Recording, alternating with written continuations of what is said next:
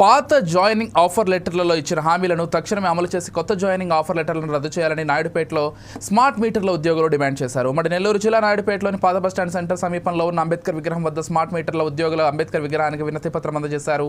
అనంతరం తమ సమస్యలను పరిష్కరించాలంటూ నినాదాలు చేశారు. ఈ కార్యక్రమంలో స్మార్ట్ మీటర్ల ఉద్యోగులు కంట్లం లక్ష్మయ్య, గురువంశీ, నాగరాజు, రమేష్, సురేష్ బాబు, తులసీరాం, కిషోర్, మునీంద్ర తదితరులు పాల్గొన్నారు.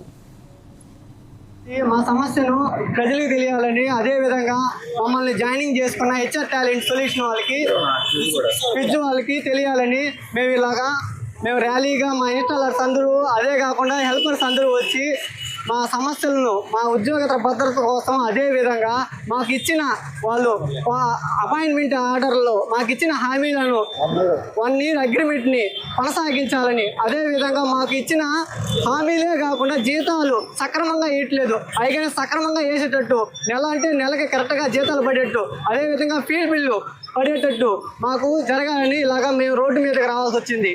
ఎందుకంటే మేము గత ఆఫర్ లెటర్ని చూసుకొని మేము ప్రతి ఒక్కరు ఉన్న జాబులు వదులుకొని ఈ సంస్థలో మేము జాయినింగ్ అయ్యాము.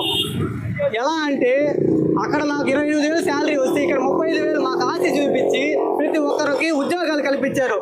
అదేవిధంగా గత 3 నెలల క్రితం నుంచి మాకు శాలరీలు కానీ తక్కువగా, అంటే 28,000 అంటే 17,000, 18,000 మాకు శాలరీలు వేసి లాస్ట్ ఆఫ్ డేస్ కింద మాకు క్రెడిట్ చేస్తున్నాడు. అదేమని అడిగాడు అంటే హెచ్ఆర్ టాలెంట్ వాళ్ళతో మాట్లాడతాం, మేనేజ్మెంట్తో మాట్లాడతాం అని మా సమస్యని అంత దూరంగా తీసుకోపోవట్లేదు.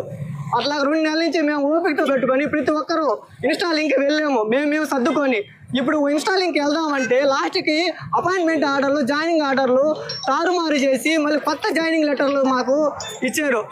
ఎలా అంటే 30,000 శాలరీని 12,000 చేయమంటున్నారు. వీళ్ళందరూ పిల్లా బిడ్డలతో ఒక్కొక్కరు అందరూ ఆరోగ్యంగా ఉండాలనే మారుతున్న పరిస్థితి